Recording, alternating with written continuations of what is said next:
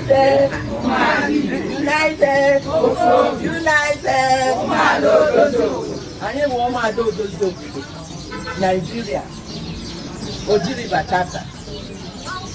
Anyị nwere founder, Chief Mrs. Lovett Gosie, onye ọ dị mma ịma na ihe a na-eme ụmụ nwaanyị chọrọ ụzọ. And we are here to create awareness. Anyị na-aga Igbo maka na ụfọdụ mmadụ anaghị anụ oyibo, ụfọdụ na-anụ, ụfọdụ na-ebubo isi. So anyị na-ebe a, mụnwa bụ the president of Oji River chapter. Afa m bụ Umuada Nkiru Ikechukwu. Ndị ọzọ mụ na ha nọ ebe a bụ the United members. By my left is Umuada Abigail, the vice president. By my right is Umuada Dorothy Madu, the scribe of the United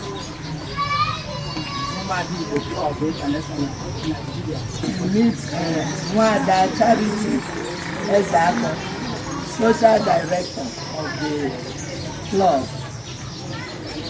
While Esther Ibesu is one of the speakers. Thank you.